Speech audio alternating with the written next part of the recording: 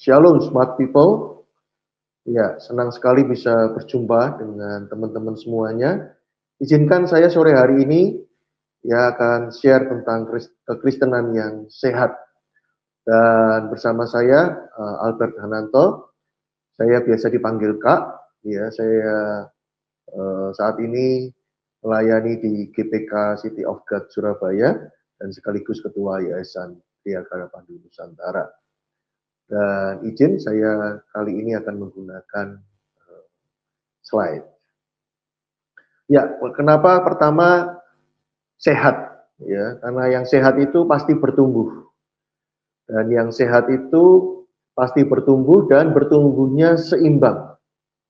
Nah, sebelum saya lanjutkan, materi ini yang slide kedua dibuat berdasarkan pemahaman saya, pengalaman pribadi, dan beberapa waktu ini menjadi hal yang mendorong saya untuk fokus di soal kesehatan, soal sehat, soal keseimbangan ini. Dan saya latar belakangnya non teologi, walaupun juga pernah mencicipi kuliah teologi. Lalu materi ini menjadi alat bantu menolong untuk lebih terstruktur, dan bukan sebagai modul. Materi ini dimaksudkan untuk men-trigger, memancing refleksi perjalanan kita semua dalam mengikuti dan melayani Kristus. Lalu terbuka terhadap feedback dan pandangan yang berbeda. Materi ini tidak dimaksudkan untuk perdebatan, dan karena keterbatasan waktu, semoga lain waktu bisa diskusi atau bisa di kolom komentar di YouTube. Ya, terima kasih. Jadi berikutnya, dasar daripada kekristenan yang sehat ini saya ambil dari Mazmur 78, ayatnya yang ke-70 sampai ke-72. Ya, Mazmur 78, ayatnya yang ke-70 sampai ke-72. Ya. Dikatakan dipilihnya Daud hambanya, diambilnya dia dari antara kandang-kandang kambing domba, dari tempat domba-domba yang menyusui didatangkannya dia untuk. Nah, garis dibawahi kata untuk.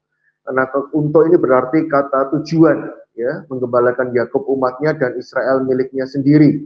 Ia menggembalakan mereka dengan poin yang kedua adalah ketulusan hatinya, dan menuntun mereka dengan kecakapan tangannya. Poin yang ketiga adalah cakap tangannya.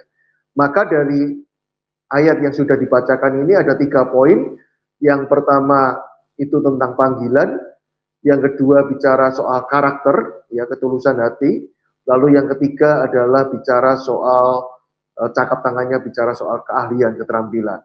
Nah, di dalam keseimbangan ini saya ada 5C rumusannya, yaitu yang pertama berpusat kepada Kristus, lalu yang kedua panggilan, yang ketiga karakter, yang keempat kompetensi, yang kelima community. Ini 1, 2, 3, 4, 5 ini bukan urutan, tetapi 5 hal. Ya, komunitas juga yang di dalam Kristus.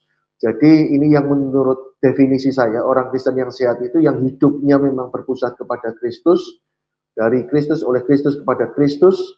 Kita menjadi serupa Kristus, kita tahu siapa pencipta kita tahu mau kemana, lalu juga kita ini menjadi serupa Kristus, karakter, itu tujuan kita hidup di dunia ini, lalu bagaimana kita mencapai tujuan itu dengan kompetensi, lalu juga bersama siapa menjalani hidup ini.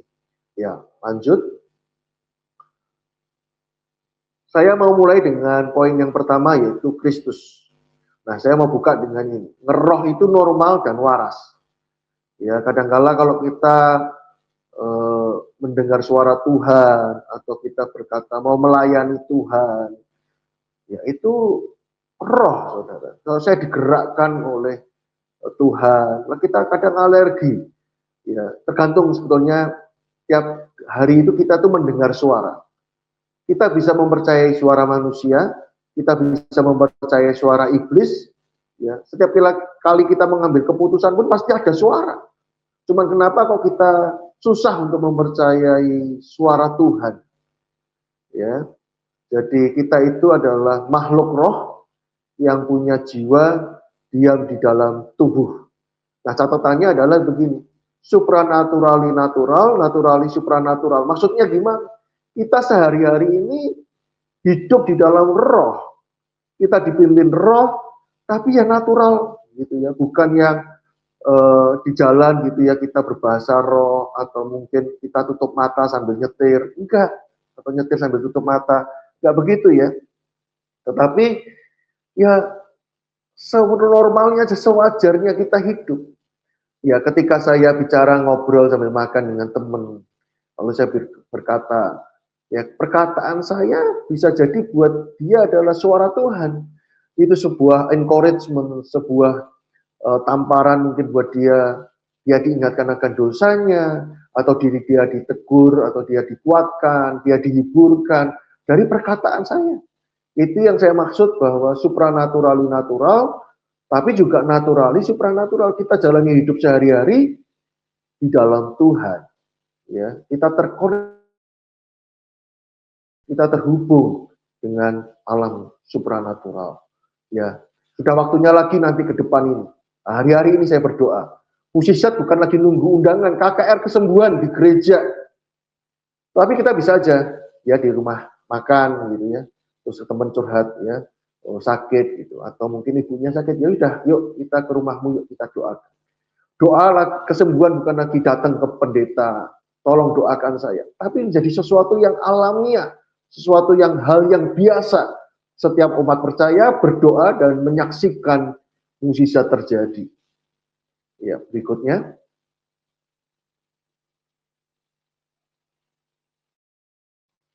Kenapa sih banyak gereja ya kok tidak ada perubahan? Tahun-tahun 2010-an saya pernah ketemu almarhum Kwik Kiangi oleh karena kesempatan diberikan teman dalam sebuah pertemuan bukan rohani. Lalu di dalam akhir pertemuan itu, di akhir ada yang bertanya, ada saudara agama lain yang bertanya, Pak, kalau begitu Indonesia ada harapan nggak sih? Dan jawaban beliau almarhum Kwik Kiangi itu bilang nggak ada.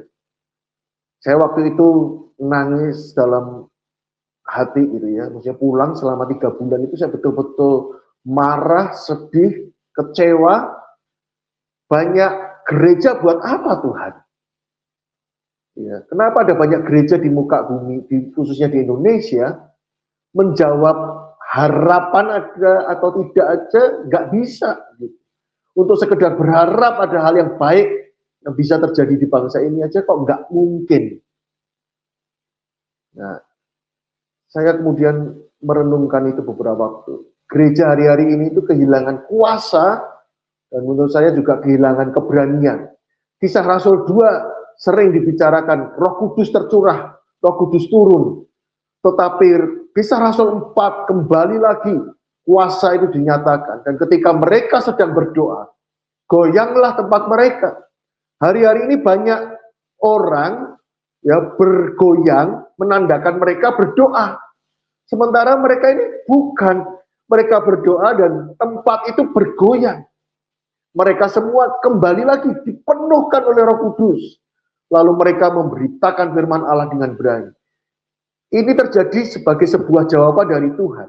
Karena ayat sebelumnya mengatakan, berikan kami keberanian. Ketika mereka dianiaya, ketika mereka ditangkap, justru bukan menghalangi mereka, bikin mereka tidak gentar, tidak mundur, tapi justru mereka berkata, Tuhan berikan kami keberanian, sertai kami, berikan kami tanda-tanda. Nah, kenapa kita takut? Kalimat atau satu kata, di manakah? Saya jadi ingat 2 hal. Yang pertama di Perjanjian Lama, ketika Adam jatuh dalam dosa, dan Hawa, kemudian Allah bertanya, di manakah engkau? Bukan Allah kehilangan, ketidaktahuannya, ya GPS-nya tiba-tiba putus koneksinya, bukan soal tidak tahu di mana Adam. Ya, di manakah Adam? Allah sedang kehilangan Adam. Nah, ketika di Perjanjian Baru, ada 10 orang yang disembuhkan, tapi hanya satu yang kembali kepada Yesus dan bersukacita dan bersyukur, Tuhan bertanya, di manakah yang lain? Di manakah? Di manakah bukan kemarahan Tuhan? Ya. Di manakah bukan berarti Tuhan menyesal kemudian mujizatnya ditarik kembali?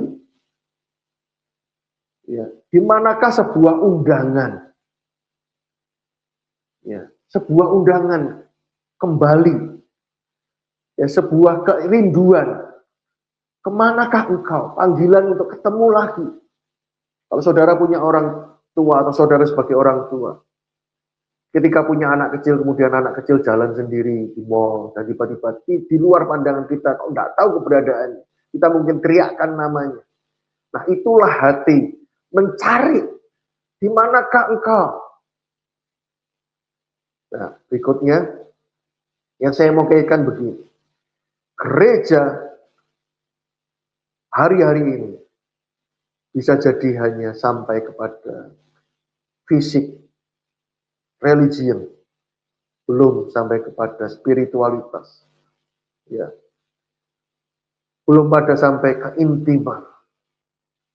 Bilangan 2 ayat 2 ya, itu berkata gini, ya, orang Israel disuruh kemah, kemudian ada kalimat yang menarik, ya, agak jauh daripadanya. Orang Israel harus berkemah masing-masing dekat pancinya, ya, menurut lambang suku-sukunya, mereka harus berkemah di sekeliling kemah pertemuan. Ada kalimat note di belakang, agak jauh daripadanya. Nah, berikutnya, ya, masuk kembali ke slide, ya. Jadi, apa yang saya dapatkan dari pelajaran ini? Agak jauh, supaya Anda itu mengagumi, Anda tidak menjadi biasa, tidak sekedar rutinitas. Gereja telah kehilangan keintiman. Karena apa? Karena tidak ada kekaguman, tidak ada kekudusan.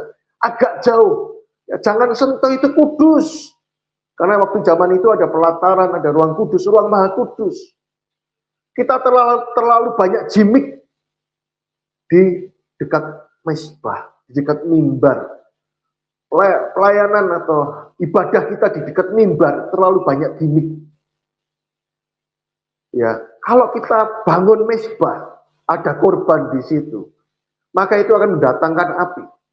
Tapi kalau kita hanya masalah performa, ya, kita dengan alasan memberi yang terbaik, menit ke menit, bahkan sampai kalau kamu telat slide-nya aja, ya udah kamu berhenti pelayanan. Ya. Kalau kita hanya pada concern pada performa saja, maka yang muncul di gereja apa? Asap. Lampu-lampu. Tidak salah dengan itu semua. Tapi hati Tuhan mencari hati dari kedalaman, memanggil kepada kedalaman. Mari kita berpindah hanya tidak dari sekedar beragama, tapi mari kita kepada hubungan. Ya, spiritualitas melampaui daripada agama. Selanjutnya. Ya. Jadi kalau tadi yang pertama poinnya adalah kita itu kehilangan kuasa dan keberanian karena kita jangan-jangan kita memperlakukan Tuhan sudah asal, biasa, rutin, ragamawi. Kita kehilangan hubungan. Berikutnya mentalitas bayar, saudara. Saya sebagai pendeta belajar, dan saya kadang mengagumi beberapa pendeta bukan dari sekedar khotbah. Ada seorang pendeta dari Bandung yang saya lihat story-nya, ada Jumat Berkah, ya. Lalu ada dia mempopulerkan, dia sendiri mengkomitmenkan dirinya dengan yang namanya reverse diskon. Jadi kalau ada jemaat, ada teman yang memberi diskon kepadanya, karena teman, misalkan diskon 10%, maka dia bayar lebih 10%. Ya, jadi jangan karena mental pelayanan, mental pendeta, mental gereja Kristen, kita mentalnya gratisan. Termasuk dengan negeri ini. Ya, jangan sekedar cuman berdoa, usahakanlah kesejahteraan. Atau saya mau katakan dengan kalimat lain, bayar. seperti Abraham, ya. Mereka teman-teman di situ bilang, enggak apa-apa, kami menghormati kau, pilih aja tanah yang kamu mau pakai. Tapi Abraham, enggak, aku mau kuburkan Sarah, tapi aku mau bayar. Aku mau bayar. Ketika ada proyek pemerintah, gereja bantu. Jangan berat, katakan berani berapa, wani piro, kami dapat apa. Tapi mari kita bayar harganya untuk tanah air ini, untuk bangsa ini. Tidak suatu kebetulan W.R. Supratman mendapatkan satu kalimat, jadi pandu ibuku. Ini kalimat profetis, ini pesan Tuhan, tangkap itu. Ini buat kita semua, memandu bangsa ini, memandu negeri ini. Ya, di dalam Nehemia pertama, hanya dengar Hanani. Dia tidak sedang beribadah, tidak dalam suasana ibadah, tidak dalam suasana urapan, lawatan, enggak, biasa, dia bekerja. Ketika ada temannya datang, saudaranya datang dari Yerusalem, dia tanya, gimana kabar saudaraku di Yerusalem? Lalu Hanani bercerita, ya, orangnya begini, Yerusalemnya begini. Maka ketika hari-hari ini gereja mendengar berita, saya dorong teman-teman semua smart people baca firman, harus. Tapi juga saya dorong baca berita supaya kita tidak teralih, kita punya jarak dengan negeri bangsa ini. Nah, pertanyaannya, kadang-kala kita berdoa, Tuhan bicara dong, Tuhan kasih pesan dong, Tuhan kasih suara dong. Tapi Tuhan juga bisa bicara lewat hal yang alami, bicara lewat berita-berita yang ada. Ketika engkau mendengar berita yang terjadi di bangsa ini, bagaimana hati menangkap itu? Ya, bagaimana hatimu menangkap itu? Nehemia seorang yang biasa. Ini tidak membutuhkan soal saudara harus pendeta atau tidak. Siapapun. Engkau boleh juru minum. Ya, engkau boleh barista. Ya, hari-hari ini banyak kafe muncul. Engkau boleh dengan pekerjaan sehari-hari. Ya. Kembali ke slide. Bahkan Esther, ya, juga sama. Teguran dari pamannya Mordekai. Justru mungkin saat-saat seperti inilah engkau ada di istana. Hari-hari ini gereja Tuhan, kalau engkau dipermudah, kalau engkau diberkati, justru mungkin inilah waktunya engkau bergerak, engkau melakukan sesuatu untuk bangsa ini. Dan mari kita semua bukan hanya sekedar bayar, tapi juga punya sikap seperti Esther. Kalaupun aku harus mati, ya aku lakukan. Next. Ya, lanjut aja. Ya, saudara bisa di Esther 4 ayat 14, lalu juga next slide. Ya, teman-teman, smart people, ya, kita harus melakukan sesuatu. Ya, saudara, kadang-kala kita di ayat yang ini, kisah ini itu merasa kok Tuhan gagal ya. Yang lain kok tespleng, yang lain Tuhan lakukan sesuatu mukjizat langsung terjadi. Kenapa dengan si buta ini kok Tuhan melakukan 2 kali mukjizat? 2 kali mendoakan, ibaratnya begitu. Ingat, si buta ini kenapa sih harus dibawa keluar dulu dari kampungnya? Kenapa sih Tuhan nggak seperti biasanya langsung on the spot? Di tempat itu Tuhan berdoa dan mukjizat terjadi. Tapi Tuhan bawa dulu orang ini keluar dari kampung. Lalu ketika pertama ditanya, apa yang kamu lihat? Ya, aku melihat manusia. Tandanya ya karena mereka berjalan, tapi seperti pohon. Mari gereja Tuhan bertobat dari hal yang pertama ini. Jangan sekedar melihat aktivitas jemaatmu. hanya melihat kesibukan jemaatmu di gereja, dan jangan hanya menghitung manusia sebagai angka, sebagai kebanggaan, kompetisi. Berapa jemaatmu? 1.000, 10.000. Dan bukan hanya sekedar barang. Manusia bukan pohon. Manusia bukan barang. Tapi lihatlah manusia sebagaimana Tuhan melihat manusia. Di Perjanjian Lama pun Tuhan mengatakan, perhatikan orang asing di tengah-tengah kamu. Sekalipun bangsa Israel adalah bangsa pilihan, tapi Tuhan tidak menutup berkatnya bagi orang-orang bangsa lain yang ada dalam ikut barisannya Israel. Perhatikan orang-orang yang marginal. Perayaan Natal berkata kepada Majus dan pada gembala. Ya, orang-orang yang tidak bisa bersuara seperti anak-anak. Orang-orang yang diabaikan seperti suku-suku. Mari kita lihat manusia seperti Tuhan melihat manusia. Berikutnya. Jadilah gereja yang aman. Dalam arti apa? Jangan jadi gereja cuma yang nyaman. Ya, saya ulangi. Jangan hanya menjadi gereja yang nyaman, tapi jadilah gereja yang aman. Termasuk kepada jemaat. Ketika jemaat curhat, jangan jadi gosip. Keterbukaan adalah awal pemulihan. Kalau saudara minta jemaat terbuka, curhat, open, sharing. Tapi satu sisi juga jaga. Bukan terus bocor dan nyember atau jadi gosip. Ya.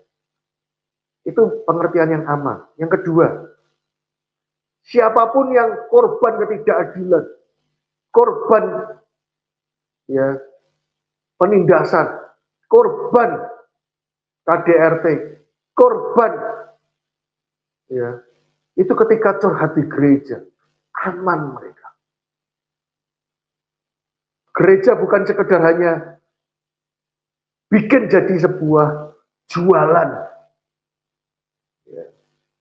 Bukan sekedar mereka jadi objek eksploitasi atau kami sudah pelayanan mereka jadi laporan. Ya laporan baik. Bukan hanya sekedar angka, bukan hanya sekedar aktivitas. Jadilah gereja yang menghapus air mata. Wahyu 21 ayat 3 sampai 4. Ketika kemah Allah itu turun ke tengah-tengah manusia, tengah-tengah umat manusia, mereka akan menghapuskan air mata, tidak ada lagi air mata. Mari kita jadi gereja, bukan gereja yang teralien, terpisahkan dengan dunia ini. Next, lanjut di slide berikutnya. Mari, gereja juga menjadi bapak dan tinggalkan warisan. Maleaki berkata, musnah ini nggak usah nunggu meteor menghantam bumi. Ya, bumi akan dipukul musnah kalau hati Bapa tidak berbalik kepada anak dan hati anak tidak berbalik kepada bapak-bapak. Tapi ayat yang sama itu dikutip ulang di Lukas, dikatakan hati Bapa berbalik kepada anak. Lalu dikatakan pikiran orang durhaka kepada pikiran orang benar. Jadi kalau Bapak tidak berbalik, kita akan menghasilkan generasi yang durhaka. Gereja berlimpah berita tentang kasih, tapi miskin atau kurang tentang berita tentang hormat. Kita lihat hari-hari ini betapa banyak siswa kurang ajar sama orang tua dan guru. Ya, kalau gereja tidak menjadi teladan, bicara soal apa sih? Memberi kesempatan kedua. Onesimus ya pernah bikin kesalahan. Paulus berkata kepada Filemon, please terima kembali. Paulus pernah berselisih dengan Markus, tapi di akhir atau di masa tuanya Paulus berkata, bawa kembali Markus. Dia bahkan puji si Markus. Ada 3 sosok di Alkitab, Elia, Yesus, dan Paulus. Mereka itu 3 sosok pribadi yang tahu kapan selesai hidupnya. Dan 3-tiganya juga punya benang merah apa? Mereka meninggalkan murid. Warisan apa yang kita tinggalkan? Yang pertama nama baik. Yang kedua mentor. Jangan biarkan pengalaman rohani, jangan biarkan ya potensi yang ada dalam hidup kita itu terkubur bersama kita. Biar kita bukan hanya berkata sudah selesai, tapi di nisan juga tertulis sudah habis. Ya, kalau kita datang tanpa membawa apa-apa, jangan berhenti pada kalimat kalau pulang tidak bawa harta. Ya, tapi juga jangan bawa potensi. Jangan bawa ya karunia yang ada. Tinggalkan, berikan, wariskan, muridkan. Berikutnya, mari kita juga dalam pelayanan punya hati hamba. Semua orang pengen jadi Paulus. Tapi lupa ada Barnabas yang sengaja ke Tarsus tarik Saulus. Dia mau jadi bumper, dia mau jadi jaminan buat Saulus. Ketika Saulus diragukan, dia pembunuh, dia penganiaya. Ngapain dia datang sekarang ke komunitas kita? Tapi Barnabas bilang, enggak, dia ngalami zaman. Dia jadi jaminan buat Paulus. Yohanes berkata, biar aku makin kecil, dia yang makin besar. Cameo itu dalam film hanya sekedar lewat. Ya. Jangan bangun pelayanan dengan memanfaatkan orang. Tapi bangunlah orang melalui pelayananmu. Ya. Mari kita punya sikap hati untuk lahirkan orang lain yang lebih besar daripada kita. Jadi keset. Lanjut. Iya. Ada sebuah kisah yang menarik. Ya. Tentang pendaki Gunung Everest. Ya. Tapi saudara lupa atau jarang ada yang tahu dengan nama si Tenzing Norgay.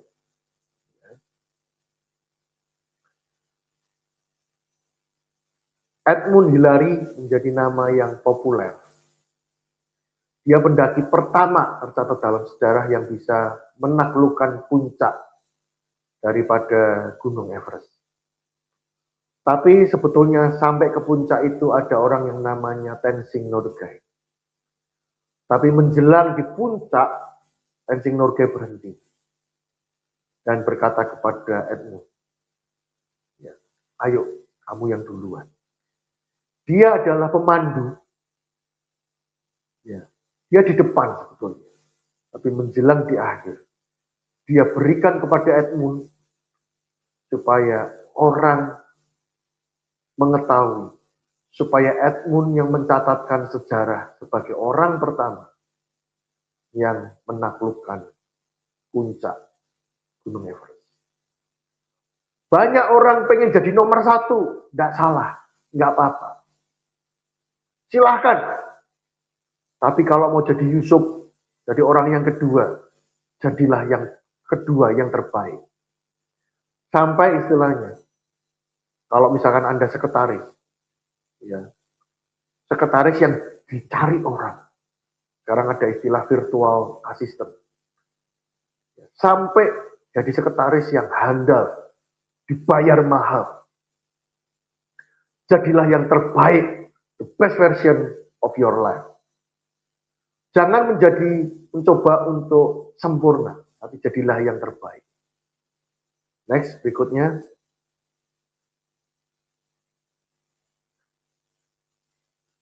Kenapa kok kelihatannya kekristenan lambat, gereja lambat? Karena kita pemuritan fokusnya hanya berdua.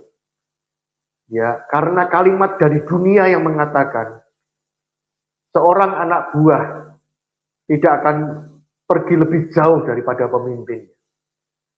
Lalu kita fokusnya kepada meningkatkan kualitas diri.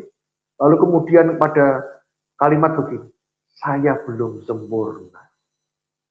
Atau seringkali kita tidak berani mempercayai orang karena mengatakan, dia belum ikut kelas, dia baru.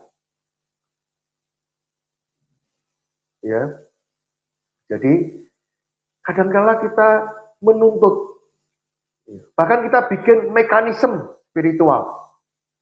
Orang kalau udah selesai buku pertama, oh dia boleh bertugas, melayani.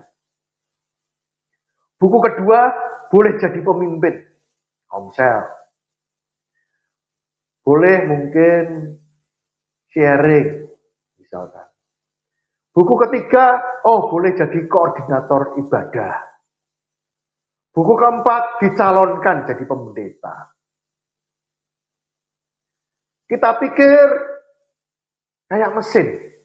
Orang masuk mesin ini, dari biji plastik, jadi mentah plastik. Kemudian dimold lewat mesin berikutnya.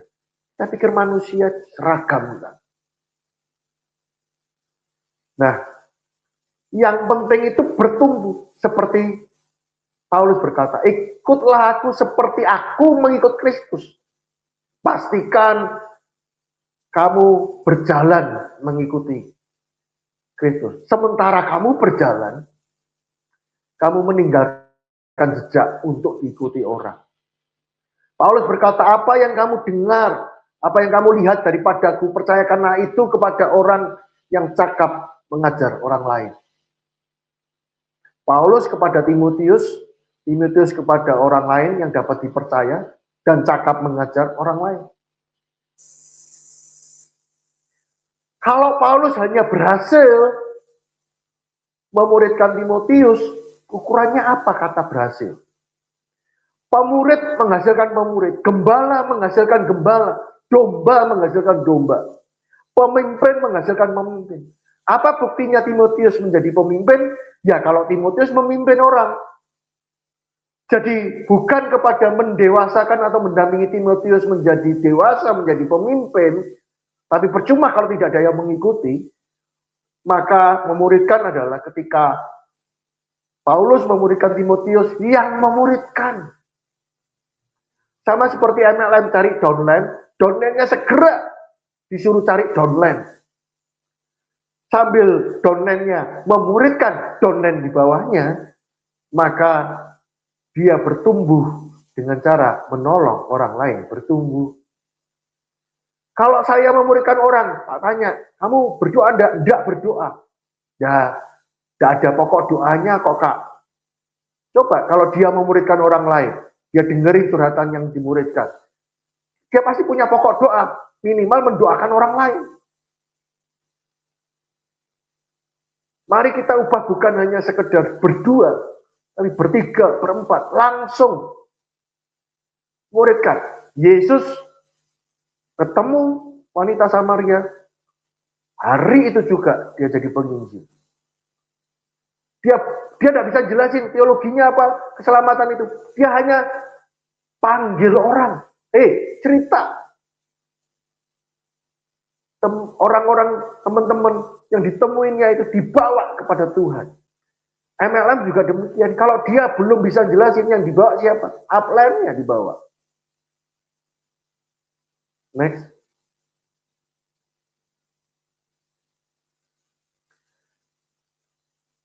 Kita ini hamba-hamba Tuhan. Semua kita. Kalau nggak hamba Tuhan, lalu hamba siapa kan? Nah, kalau teman-teman ya Kerja itu kan ada hak dan kewajiban, ada kontraknya. Kalau teman-teman sakit, itu yang bingung kalau teman-teman itu memang kerjanya bagus, diandalkan. Kadang pabrik juga kewalahan, perusahaan juga, aduh kok nggak masuk sih, cepet sehat dong. Artinya apa? Bosnya yang bingung. Demikian juga kalau saudara sakit, Tuhanmu juga pasti perhatian peduli sama kamu. Kau hanya bisa berkata Tuhan,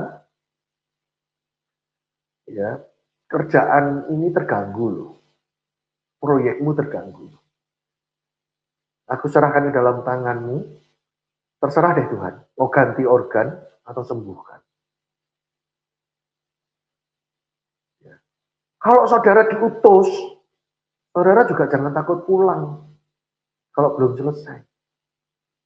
Saudara berdoa, aku tidak akan pulang sebelum tugasku selesai.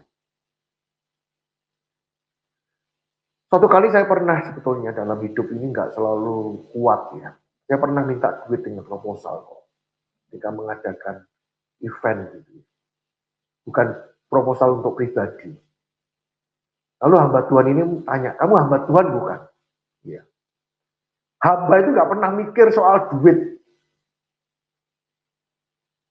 Kalau saudara punya ART, ya, menjelang ini ada lebaran ini atau perusahaan ya, punya anak buah karyawan. Yang penting tahunya itu pasti akan terima THR. Duitnya dari mana terserah. Nah, hamba itu tugasnya hanya kerja yang baik, kerja yang benar, lakukan tugas sesuai dengan yang diperintah. Tuan yang pusing, Tuan yang sibuk, nyiapin duitnya buat kamu. Jadi, kalau kamu diutus, Tuhan urus. Nah, pergi itu ada dua.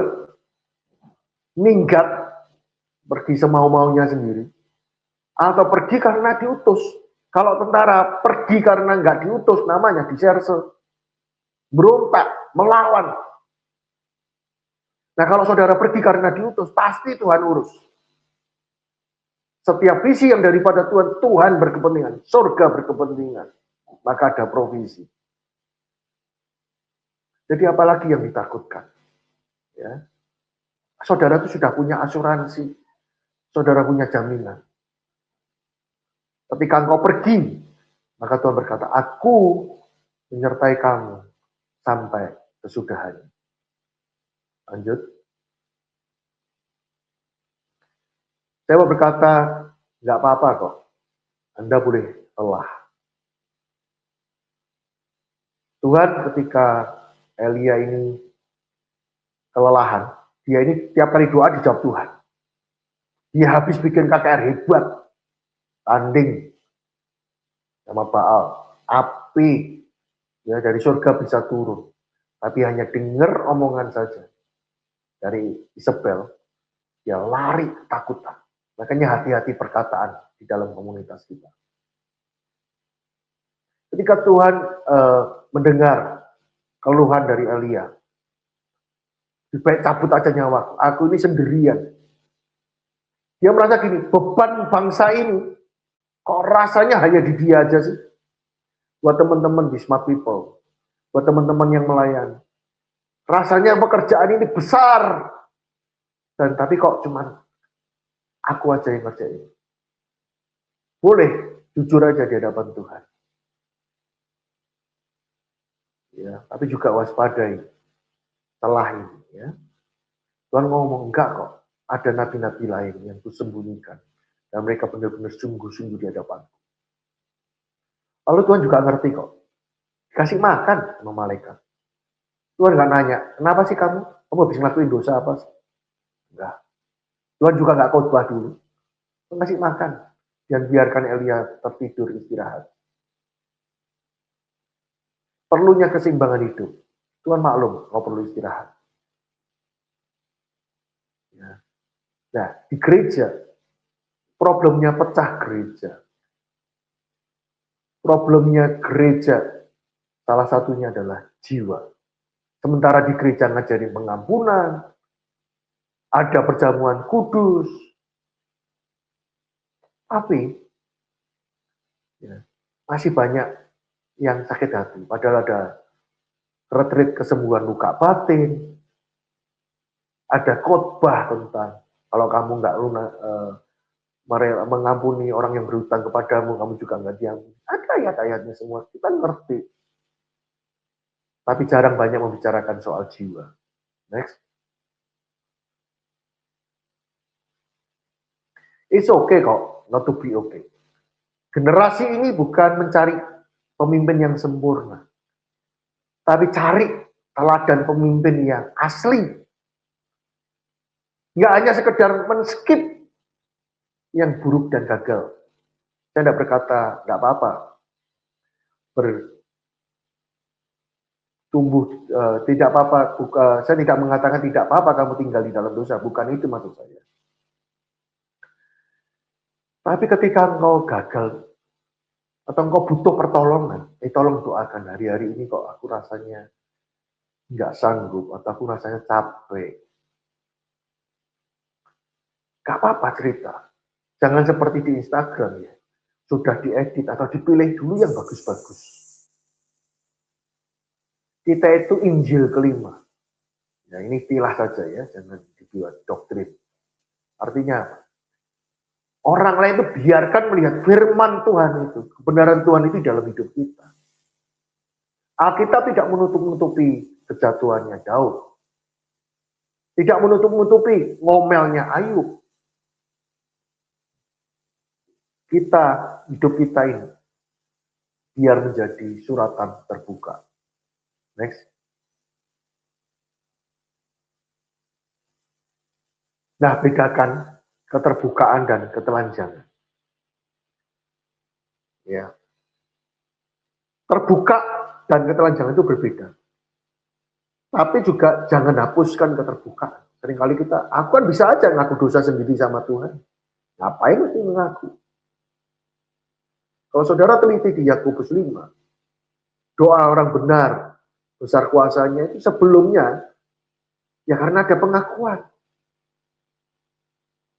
Di dalam terang, di dalam pengakuan itu, iblis tidak bisa ambil perang. Yang kedua juga, kalau kita janji di dalam hati, kita aliran kebatinan, siapa yang akan menegur, mengingatkan saudara? Jadi perlu terbuka, tetapi keterbukaan tidak otomatis awal pemulihan. Jelas keterbukaan adalah awal ketahuan. Kalau hanya terbuka, tapi kemudian ditinggalkan, dicuekin, atau mungkin dibully, diejek, diinjek, malah dijauhi, ya nggak boleh. Diterima iya, tapi plus kebenaran, plus jadi teman mendampingi dia selama proses, maka keterbukaan akan jadi awal pemulihan. Nah, maksudnya ketelanjangan, kita tidak diminta untuk telanjang. Apa-apanya diceritakan semua. Saya tidak mengajarkan saudara pakai topeng, saya tidak mengajarkan saudara berbohong. Tapi mungkin bisa cerita poinnya saja. Artinya saudara mesti tahu kepada siapa saudara mesti terbuka, hal apa yang saudara mesti buka. Nah, pengakuan ini hanya bisa terjadi kalau di rumah. Dan rumah bukan pengadilan. Di rumah orang harus menjadi tempat yang aman. Kalau welcome home, jangan jadi slogan. Ya. Tapi kalau kita jemaat Tuhan bisa ya, terbuka, aman, maka gereja sebagai rumah. Tapi sebetulnya gereja tidak perlu juga mengambil semuanya yang jadi fungsi dan peran rumah. Biarkan rumah itu menjadi gereja di mana ada mezbah dinaikkan bersama, suami, istri, anak berdoa, menyembah Tuhan. Next.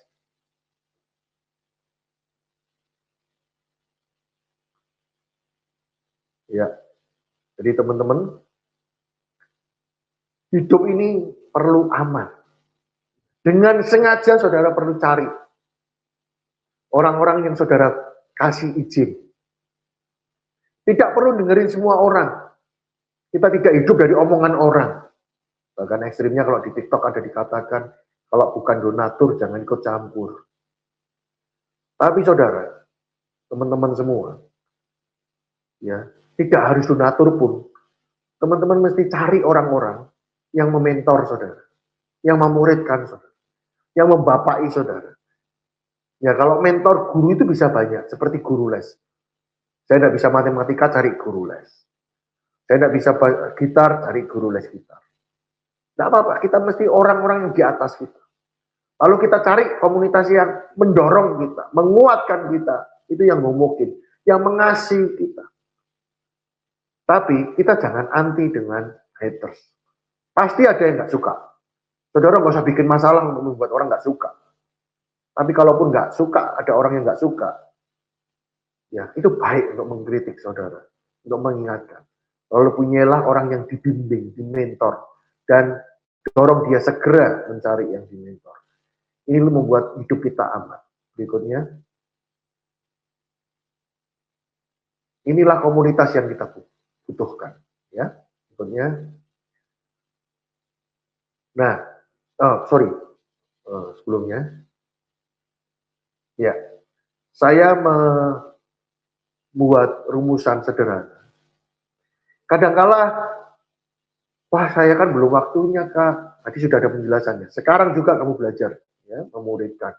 Lalu kalau berikutnya pertanyaannya seringkali dibantah dengan begini. Ya, bahannya apa Kak? Kan nggak tahu gimana caranya memulai komunitas. Saudara bisa mulai dengan 5 hal ini. Mulai, lalu tanya, apa yang kamu syukuri? Apa yang kamu rasakan hari ini? Seringkali kita ditanya, apa kabar? Luar biasa. Betul, itu perkataan iman. Tapi kadang-kala kita tidak punya waktu menjadi diri kita sendiri. Apa kabar? Pasti nggak baik. Kalau ada tanya, apa pendapatmu? Menurutmu bagaimana ayat ini? Tapi kita lupa. Di sekolah, di rumah juga sama. Pulang sekolah ditanya orang tua, gimana tadi? Bagaimana tadi? Kita lupa ditanya, perasaanmu apa hari ini, sekarang ini? Lalu yang kedua, apa yang sedang kamu doakan, kumpulkan hari-hari ini? Ya. Lalu yang ketiga, belajar apa yang dikatakan tentang Tuhan dan apa yang dikatakan tentang manusia dalam firman Tuhan itu. Lalu yang keempat, apa yang aku harus lakukan untuk mentaati. Jadi jangan bukan lagi sekedar, menurutmu gimana ayat ini? Apa yang kamu dapatkan? Bukan soal dapat apa enggak dapat. Apa yang kamu mau kerjakan? Yang kelima, kepada siapa kamu lakukan? Kepada siapa kamu ceritakan? Atau kalau tadi nomor 2 ada yang curhat ada masalah ya, nomor 5 coba buat aksi, mendoakan atau melakukan sesuatu. Kalau semua baik-baik saja, lakukan sesuatu untuk bangsa ini misalkan. Berikutnya, hidup ini mesti tetapkan batasan. Tidak baik, semua buah boleh kamu makan kecuali, tetapi itu bicara soal batasan. Ketika melanggar batasan, baru kita kenal dengan istilah dosa. Pelajaran yang Tuhan tetapkan buat kita adalah pelajaran batasan.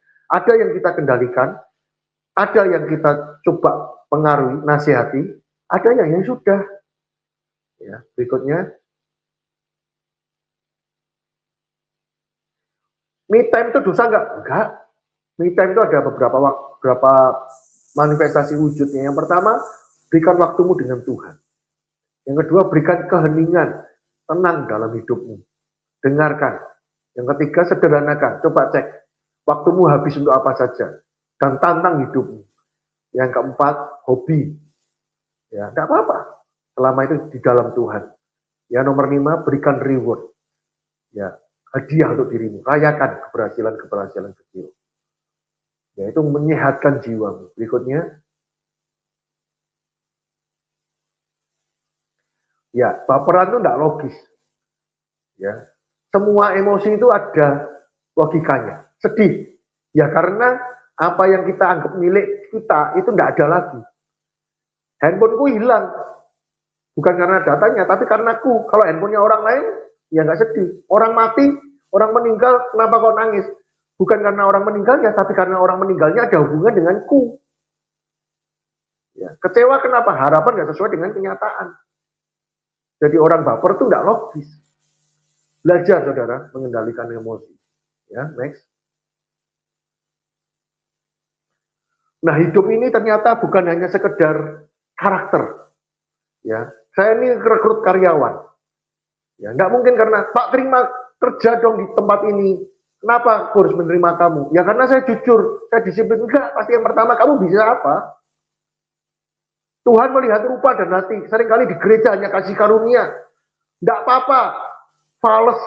Kan Tuhan lihat hati. Iya, nggak apa-apa. Kalau itu di kamarmu sendiri. Nanti kalau kamu pimpin pujian di mimbar, ya kalau orang lain nggak suka sama kamu tuh ya dengerin, karena manusia memang melihat rupa. Jadi bukan berarti Tuhan melihat hati itu lebih baik daripada manusia. Bukan, ini berjalan bersama, hukumnya sama. Kalau manusia melihat rupa, makanya kamu juga rupamu itu juga lebih baik. Ya penampilan kamu, suaramu, semuanya harus baik. Karena manusia melihat rupa. Tuhan melihat hati, dua-duanya, bukan substitusi, dua-duanya. Maka juga jadi orang itu ya, Allah berkenan dan manusia suka. Jangan cuma memperkenan Allah, tapi manusia enak. Ada orang merasa, saya pendoa, tapi nggak mau ngurusin anaknya. Anaknya benci sama ibunya, loh gimana ya? Nggak seimbang. Melayani iya, suara Tuhan iya, tapi profesional juga iya. Ya, Yusuf menafsirkan mimpinya Firaun, supranatural itu. Tapi ketika diangkat jadi Perdana Menteri, ya, hal belusuan itu bukan Jokowi yang pertama, tapi Yusuf mengelilingi seluruh Mesir. Dia nggak jadi orang yang asal Bapak senang, dia nggak hanya menerima laporan di meja, dia keliling. Nehemia, ya, 2 tangan, 1 perang, 1 bangun. Ya. Ada datanya. Hikmat juga iya. Berikutnya. Kita betul disebut orang believers, percaya Tuhan. Tapi pertanyaannya, apakah Tuhan percaya sama kita? Daniel, ya, Yusuf, sama. Mereka tahu panggilannya. Bahkan Yusuf tahu sejak kecil diberi jubah maha indah oleh ayahnya. Dia bergerak dalam karunia. Yusuf juga diproses karakternya sampai akhirnya mengampuni saudara-saudaranya. Dia berkata, nggak apa-apa. Engkau mereka-rekakan yang jahat, Tuhan pakai ini. Supaya aku mendahului kamu, supaya untuk menjamin kelangsungan keluarga ini, bangsa ini. Punya keahlian juga, ngelola bangsa bisa. Dari hal yang kecil, ngelola penjara. Daniel sama, mengelola, punya keahlian. Dia orang pinter, ya ditawan, disuruh belajar lagi. Ini mentalitasnya mental pembelajar. Bahkan teman-temannya juga hal yang sama. Puasa, tidak makan daging. Ya. Atau tidak mau yang najis makanannya. Ini ya karakter bertumbuh. Bergerak dalam karunia. Keahlian ada. Jangan lupa, Roh Allah pertama kali dicurahkan kepada Besalil, bukan di Pentakosta. Orang-orang marketplace, siapapun kau, teman-teman, yang kerja di kantor, dimanapun. Salomo bahkan Ratu Sheba datang. Dia lihat, dia memuliakan Allah dari apa yang dia lihat. Tata boganya, penyajiannya, makanan yang disajikan, busananya, cara melayaninya, baru yang terakhir ibadahnya. Semua bisa dipakai Tuhan menjadi saksi, menjadi berita tentang Tuhan. Ya, berikutnya, percayai firman. Jangan-jangan kita ini tidak betul-betul sungguh-sungguh yakin dengan firman Tuhan.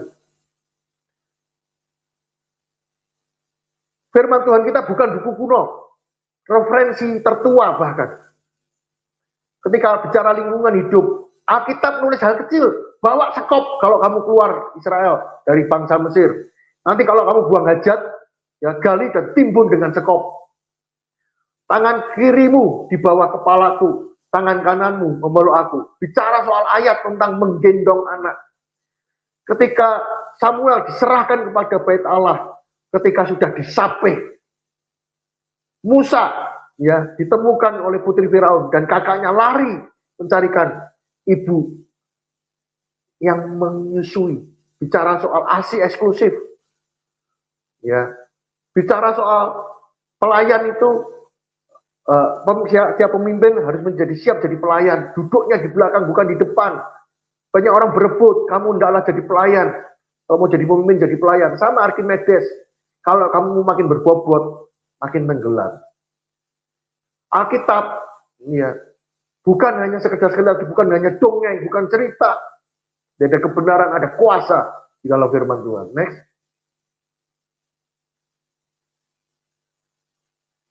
Mari, teman-teman, smart people, baca, latih cara berpikir kita, dan latih cara bertanya kita.